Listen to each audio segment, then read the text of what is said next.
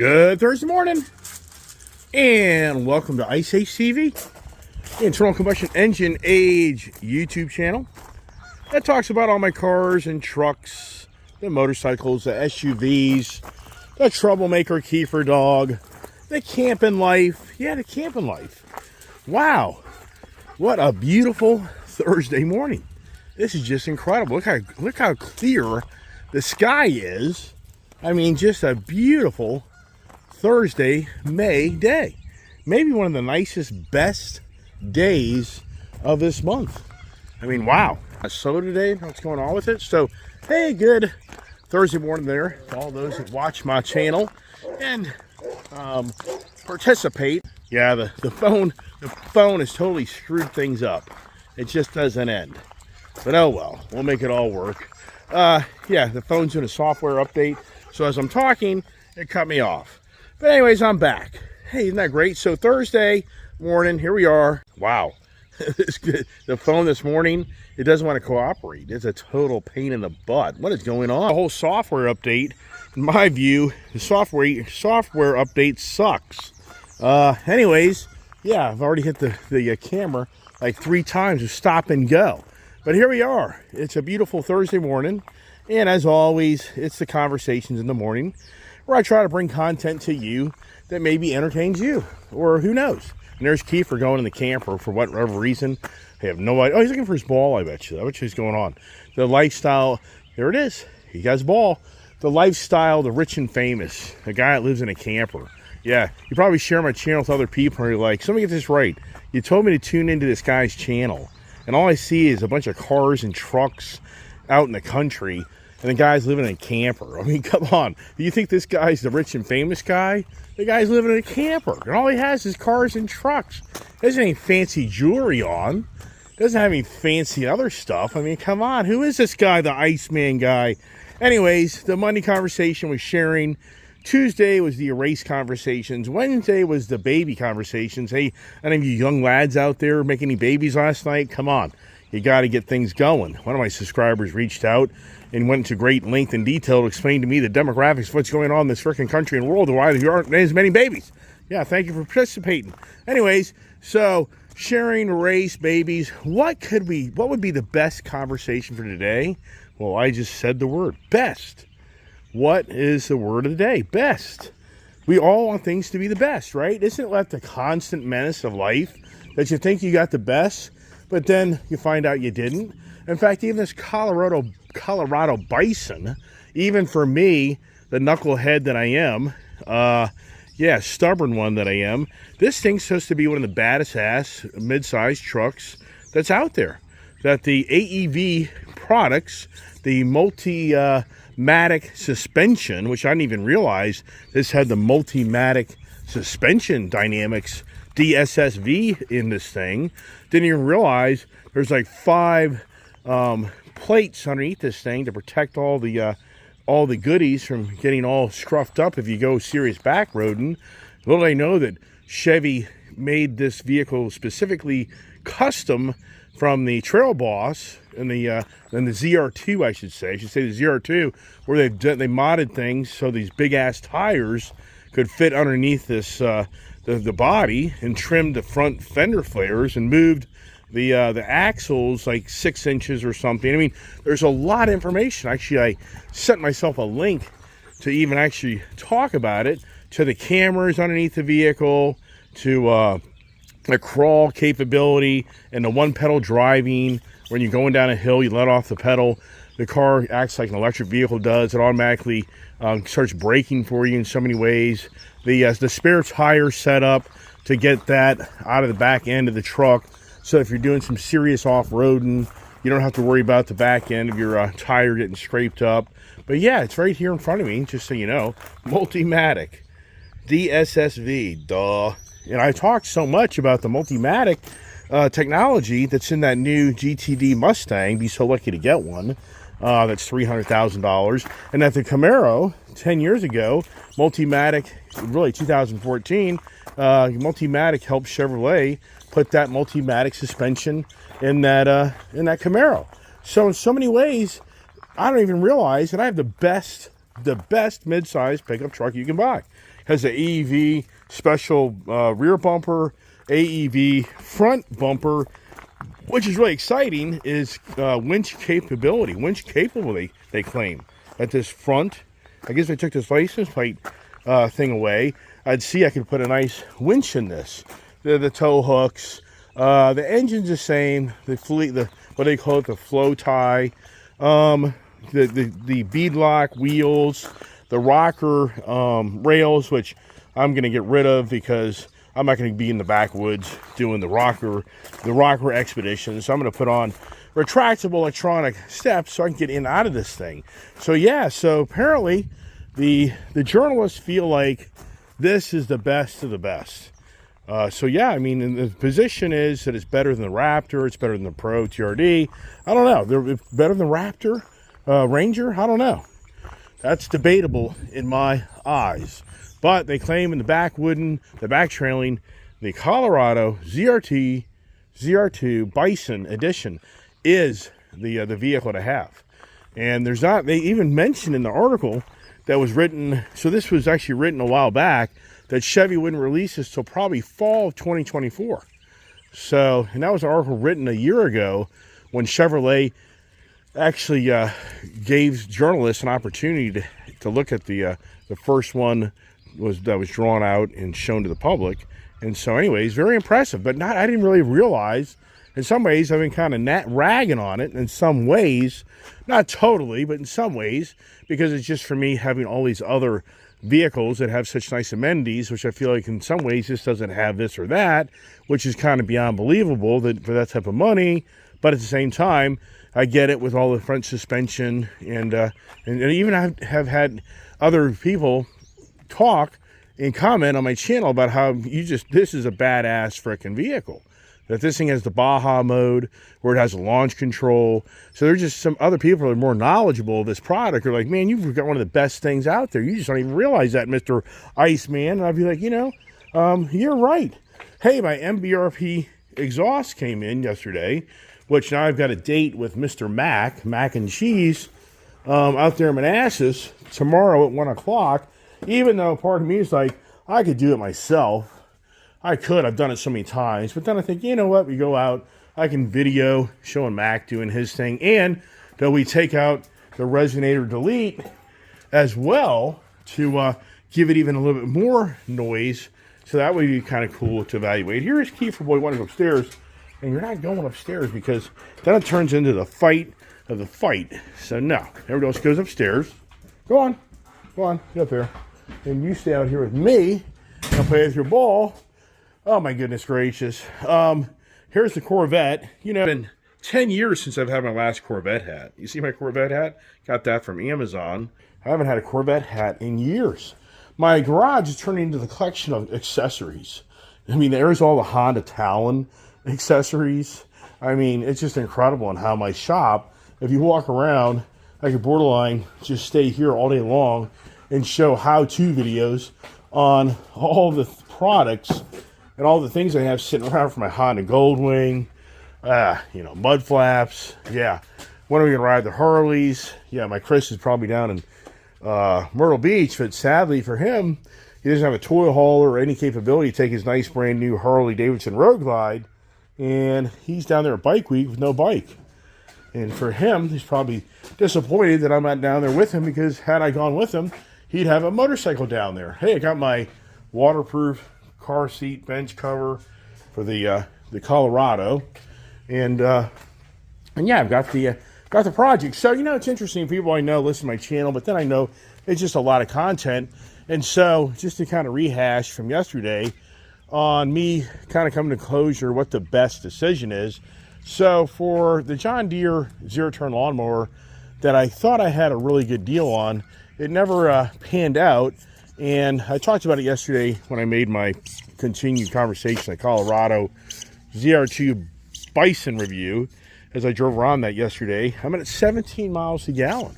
So it's interesting. Is this thing going to hit 18, 19, 20 miles per gallon? It'd be very interesting. And then today, it's unfortunate.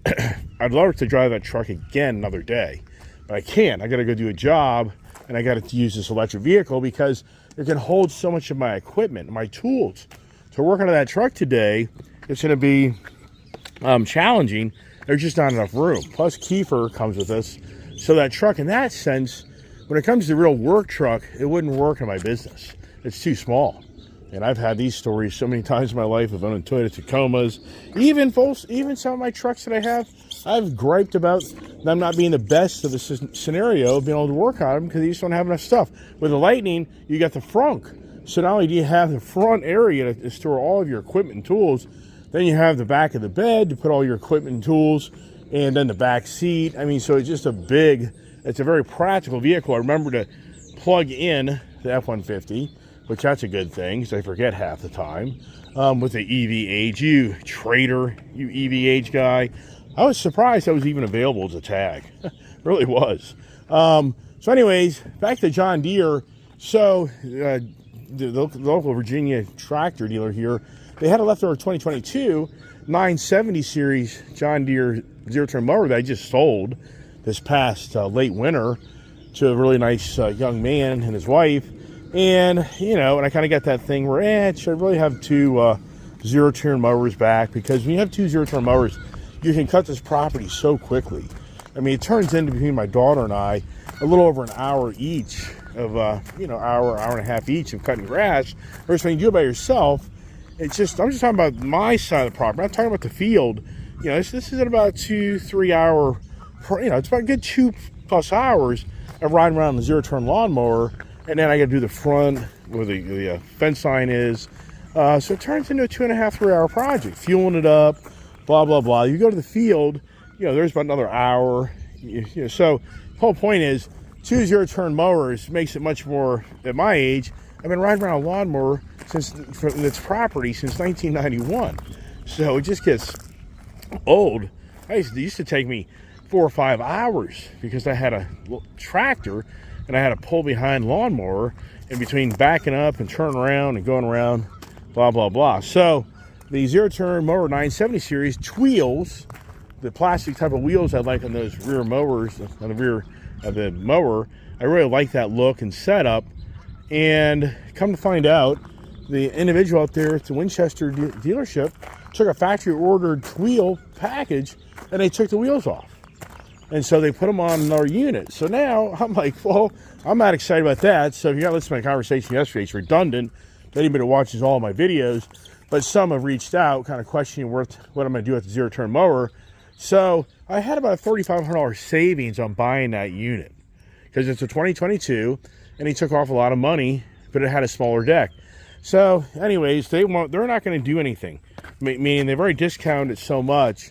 They're not going to credit back the wheels that aren't on the machine, which to me is ridiculous because they should. Because if they did that, I would buy the unit because it would be a $700 difference if they really addressed what happened. But really, if they addressed what happened, they need to have the wheels on the machine. That's really, the real story is the wheels need to be on the machine. And not the price I was quoted is the way it should have been done. And then the 740 series, I'm with others. It's a little too small. I don't think it's I'm not really excited about that. It's a lesser of the unit. And, who knows? I doubt it, though. Because it has a smaller deck. So it's on hold. That just doesn't make any sense. So I'm just pointing out, it's like, I can buy a zero-turn mower anytime I want.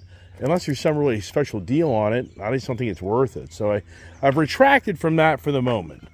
And then the After Twin, I don't know. I really don't think I'll buy the Honda After Twin. I've had so many of those things.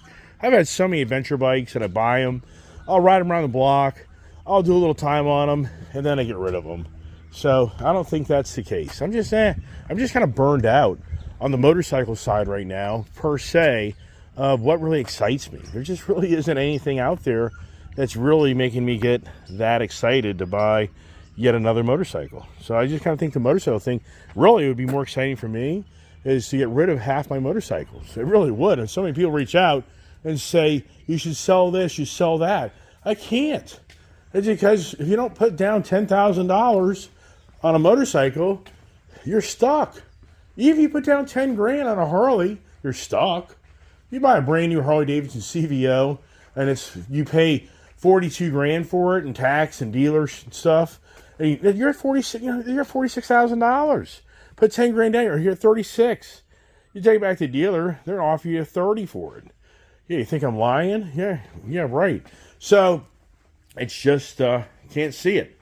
Can't see, but you know me, I can say all these things, and then poof, all of a sudden there's another adventure on Iceman, Ice HCV. But anyways, the conversation about best this morning is, where are we in society? Where has society always been? It's always about something being better. What's the best? I mean, what drives sports? What drives racing? In every field of racing, cars, motorcycles, trucks, whatever it may be, it's always about who's the best. That's why Harley Davidson and Indian throughout the years were battling head to head of who the best. And then Chevrolet and Ford and Dodge in the NASCAR years, there was always a constant battle of who is the best. And the whole idea was, if you're the manufacturer that is always the best, it'll drive people to the showroom to buy the best product. And then it goes to the Camaro, and it goes to the Mustang, and it goes to the Dodge Challenger. Who is the best? I mean, that's a constant battle between all the manufacturers of who brings the best product to the market. And through the NHRA over the years, Dodge has been a very dominant product in the market. That's where Dodge, the Mopar, Power, the 70s, these cars were total like drag. Dodge made specifically a drag demon car. Ford made the Mustang Cobra, but very drag Cobra, which you could have bought a few years ago. Very small production of it. But Ford seems to be more focused on the not the roundabout, but the actual track racing versus straight line. Camaro, kind of the same thing. The Camaro Z28 is known to be like the best production Camaro built for tracking, not straight line. Then once again, the Dodge Challenger Super Sport, that's designed straight line racing, which is kind of what it's the best product for. The Corvette, they've got the different models, the Z06, the ZR1. These are all cars that were designed specifically to be the best race-ready road car that you can buy off the showroom floor, and to a degree, take it to a track and race the car and be a legitimate race car within reason of your capabilities. Just like the Camaro ZL1, same thing. What are they doing over there in Nuremberg? That's like, if you listen to that guy, what was his name? Arlu Bajou, whatever his name was, that I met over there at the car show last Sunday.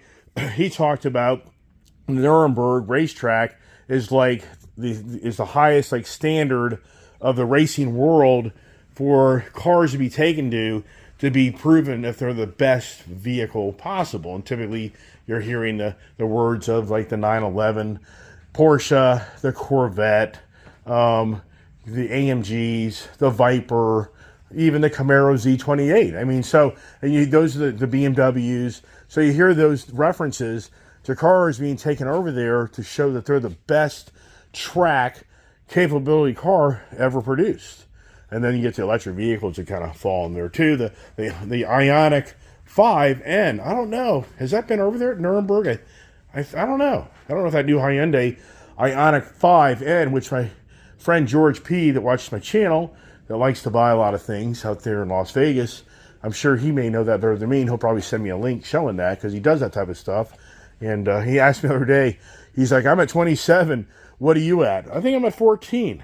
But I'm not really in a race to prove that I'm going to buy the most cars this year. I said at the beginning of this year, I just don't know how I'll outdo last year of buying 34. I think 34 cars, 34 vehicles was my best year ever of me buying vehicles in 1 year. Now, to outdo that isn't really my goal this year per se, because the challenge is it turns into what I have to start giving up to be able to accomplish that. And do I really want to add more and more vehicles? No, I don't. I can't. It's just too expensive.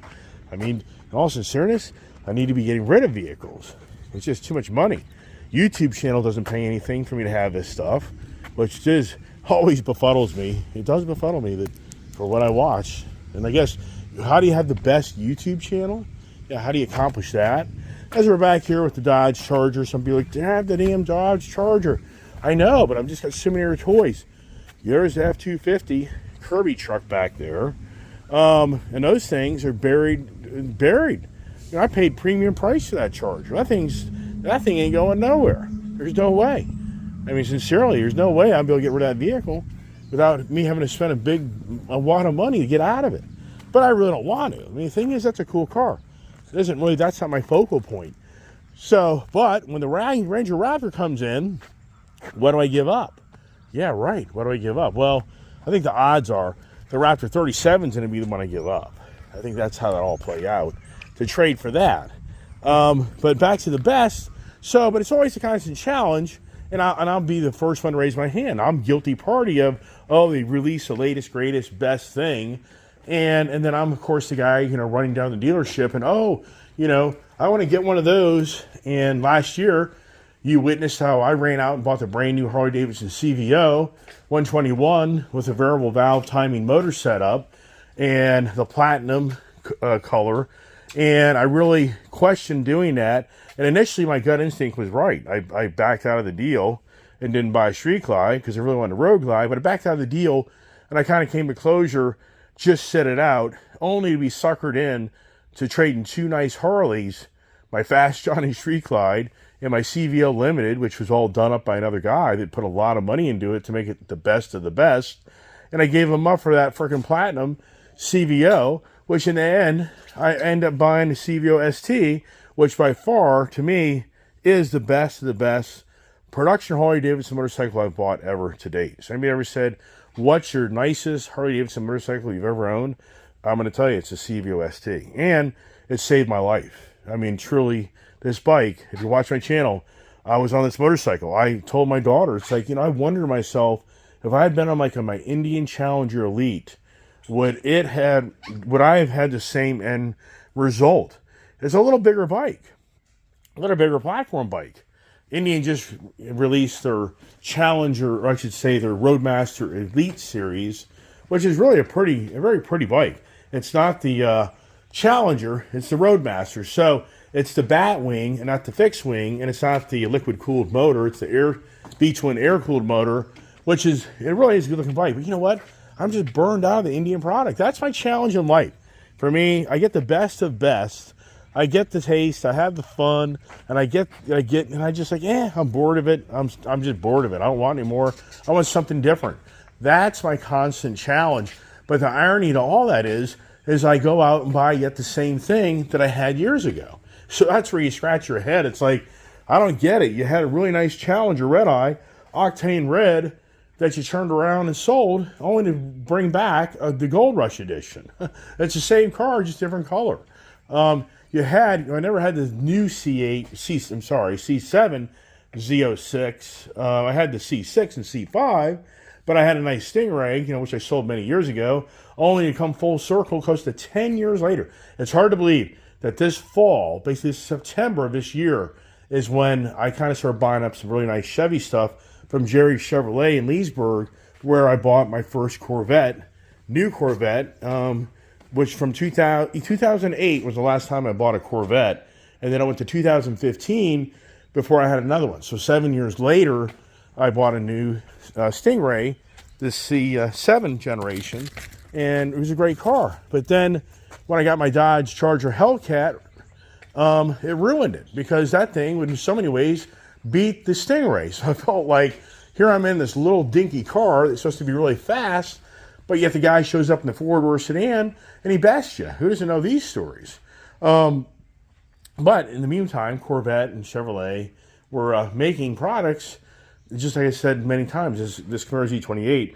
In my eyes, this is the best production race car out of the gate, factory capability car you could buy from Chevrolet, besides the ZL1. I know the ZL1 is, but as far as it just being a specialty type of car and a rare production, which I wanted one, but then I got fixated on the Hellcat was the best, because the Hellcat had a 707 horsepower factory supercharger, and this here was a 500 horsepower car basically. And I just felt like the Challenger, because that was summer 2014 is when Tim Knuskis released the Dodge Challenger, and that was like July I think, or August of 2014, and then you were allowed to order them September of 2014 for 2015 model year, which I was the first guy at Dulles Dodge on September 7th to put my order in, which I never got it. And I've told that story many times. But I totally got pulled back from the Chevy Camaro Z28 that I liked at Jerry Chevrolet, a red one, but it was like $70,000 plus ADM. It was like $80,000 versus I was able to buy a brand new Hellcat for $59,999 and option out a little bit, and you were in like the low $60,000 range. So back at that time, you're talking a $20,000 spread on price, which that's huge. And since I was such the Mopar guy, the Dodge Challenger CUDA guy from younger years, and not so much the Camaro guy, I opted to go for the best of the best to me, which was the Dodge product. Not knowing one day it would come full circle, because my kid constantly had bugged me for so many years. She loves this generation Camaro look. And so my daughter had a lot of, in so many ways, influence of me coming to closure to buy this Camaro Z28, because she was just constantly like, she loves this look. And I really do. I really do like this look of this Camaro. I mean, it really does have a really good look. And I brought it out from being up front with a cover on it and put it back here so you can see all the eye candy. As we, oh my gosh, I can't believe I didn't even bring this up. Wow. Breaking news. The Whipple Supercharger has been shipped. Yes. Did you just hear me? The Whipple Supercharger is on its way. Wow. After patiently waiting, Iceman, we heard you mouthing off many days about that damn Whipple Supercharger never coming to your house. It's due like next Wednesday. Wow. So guess what I got to do? I got to make an appointment with Coons Baltimore Ford. It's so cool. The service guy that I buddied up with up there left, and a new, younger service guy has taken his place, and he's a huge motorhead. I mean, he's a motorhead to the max. He was a mechanic one time. He's got a Cadillac, the Cadillac V8 supercharged. He's a huge guy that loves to mod things. And there's another gentleman up there that did the Mustang GT with the Steeda suspension that loves Mustangs, and I'm going to let him do the work. I have a lot of confidence that these guys up there at Coons Baltimore Ford will get this car supercharged and make it right. So, wow. Is that exciting? And then I'll have all the Whipple Supercharger video. And the question is, do I actually go up there and try to get some video content while they do it? I don't know. That may be challenging to make that happen. But anyways, so finally it's coming. Isn't that exciting? And then for me, this will be the best Mustang, I feel, over the GT500. I think the GT500 will always be my favorite Mustang, but being this will be a clutch Mustang, and it'll have so much of the characteristics in some way of the GT500, and that was the biggest gripe with so many people when the Mustang GT500 came to be. They, look at Kiefer, I think my daughter's probably walking over. They probably, a lot of huge Mustang fans and Mustang lovers, they were very disappointed when the Ford didn't bring out the manual GT500. So DCT. I like the DCT, but at the same time, what's so cool now is I have the manual Tremec package in this Dark Horse, which has a lot of the GT500 capabilities. And now I'm going to have the power in so many ways right there with the GT500. This is going to be a 700 horsepower Whipple Supercharger, because I did the stage 1, not the stage 2, because I didn't want to avoid the warranty. It's coming in next Wednesday. Hi, how are you? Silence, right? Yeah, see, here's the flow tie through the Camaro. The Chevy collection. The Chevy collection is happening. But I don't know. And that's the thing.